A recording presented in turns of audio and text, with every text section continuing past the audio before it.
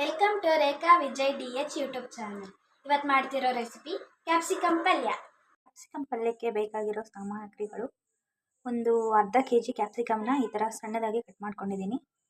4ರಿಂದ 5 ಈರುಳ್ಳಿನ ಉದ್ದುದಕ್ಕೆ ಹೆಚ್ಚಿಟ್ಕೊಂಡಿರೋದು, ಕೊತ್ತಂಬರಿ ಸೊಪ್ಪು ಸ್ವಲ್ಪ ಕಟ್ ಮಾಡ್ಕೊಂಡಿರೋದು, ಕರಿಬೇವಿನ ಸೊಪ್ಪು ಒಂದು 10ರಿಂದ 15, ಚಿಲ್ಲಿ ಸೀಡ್ಸ್ 1 ಸ್ಪೂನು, 4 ಸ್ಪೂನಷ್ಟು ಒಣ ಕೊಬ್ಬರಿ ತುರಿದಿಟ್ಕೊಂಡಿರೋದು, ಒಗ್ಗರಣೆಗೆ ಸಾಸಿವೆ ಮತ್ತು ಎಣ್ಣೆ ಮತ್ತು ಉಪ್ಪು, ಅರಿಶಿನ. ಹಾಗಾದರೆ ಮಾಡೋದು ನೋಡೋಣ. ಒಗ್ಗರಣೆಗೆ ಬೇಕಾಗಿರೋ ಅಷ್ಟು ಎಣ್ಣೆ, ಸ್ವಲ್ಪ ಎಣ್ಣೆ ಜಾಸ್ತಿನೇ ಬೇಕಾಗುತ್ತೆ ಪಲ್ಯ ಅಂದರೆ. ಎಣ್ಣೆ ಕಾದಿದೆ. ಸ್ವಲ್ಪ ಸಾಸಿವೆ, ಸ್ವಲ್ಪ ಜೀರಿಗೆ, ಚಿಲ್ಲಿ ಸೀಡ್ಸು, ಕರಿಬೇವು,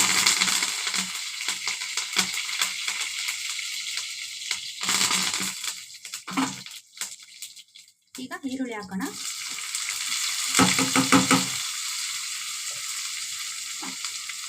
ಈರುಳ್ಳಿ ಚೆನ್ನಾಗಿ ಬ್ರೌನ್ ಕಲರ್ ಬರೋವರೆಗೂ ಫ್ರೈ ಮಾಡ್ಕೊಳ್ಳೋಣ. ನೋಡ್ತಿದ್ದೀರಲ್ವಾ, ಈರುಳ್ಳಿ ಬ್ರೌನಿಶ್ ಕಲರ್ ಬರ್ತಿದೆ. ಇದಕ್ಕೆ ಸ್ವಲ್ಪ ಉಪ್ಪು ಹಾಕೋಣ, ಸ್ವಲ್ಪ ಟೇಸ್ಟ್ ಚೆನ್ನಾಗಿರುತ್ತೆ ಅಂತ. ಓಕೆ, ಇವಾಗ ಬ್ರೌನಿಶ್ ಆಗಿದೆ ಈರುಳ್ಳಿ. ಇವಾಗ ನಾವು ಕ್ಯಾಪ್ಸಿಕಮ್ನ ಹಾಕೋಣ.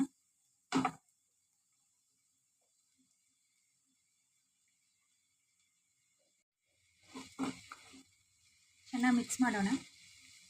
ಈಗ ಸ್ವಲ್ಪ ಹೊತ್ತು ನೀರಲ್ಲಿ ಕ್ಲೋಸ್ ಮಾಡಿ ಸ್ವಲ್ಪ ಹೊತ್ತು ಬೇಯಿಸ್ಕೊಂಡ್ರೆ ಇದಿರಲ್ವಾ, ಅರ್ಧ ಬೆಂದಿದೆ. ಈಗ ಸ್ವಲ್ಪ ಅರಿಶಿನ ಹಾಕ್ತಿದ್ದೀನಿ. ಸ್ವಲ್ಪ ಉಪ್ಪು ಹಾಕ್ಕೊಂಡಿದ್ವಿ, ಹಾಗಾಗಿ ಸ್ವಲ್ಪ ನೋಡಿಬಿಟ್ಟು ಹಾಕ್ಕೊಬೇಕು, ರುಚಿಗೆ ತಕ್ಕಷ್ಟು. ಇದನ್ನು ಚೆನ್ನಾಗಿ ಮಿಕ್ಸ್ ಮಾಡೋಣ. ಈಗ ಇದಕ್ಕೆ ಒಣ ಕೊಬ್ಬರಿ ತುರಿದಿಟ್ಕೊಂಡಿರೋದು ಮತ್ತು ಕೊತ್ತಂಬರಿ ಸೊಪ್ಪನ್ನ ಹಾಕ್ತಾಯಿದ್ದೀನಿ.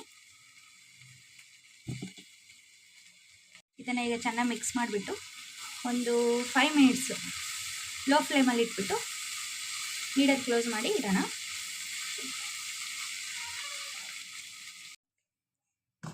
ಈಗ 5 ಮಿನಿಟ್ಸ್ ಆಗಿದೆ, ನೋಡೋಣ ಹೇಗಾಗಿದೆ ಅಂತ. ನೋಡಿ, ಕ್ಯಾಪ್ಸಿಕಮ್ ಎಲ್ಲ ನೀಟಾಗಿ ಬೆಂದಿದೆ. ಸೊ ನೀರು ಹಾಕಿಲ್ಲ ನಾನು. ತುಂಬ ಚೆನ್ನಾಗಿರುತ್ತೆ ಚಪಾತಿ ಜೊತೆ. ನೀವು ಒಂದ್ಸತಿ ಟ್ರೈ ಮಾಡಿ. ಇಷ್ಟ ಆದರೆ ಲೈಕ್ ಮಾಡಿ, ಶೇರ್ ಮಾಡಿ, ಸಬ್ಸ್ಕ್ರೈಬ್ ಮಾಡಿ. Thank you.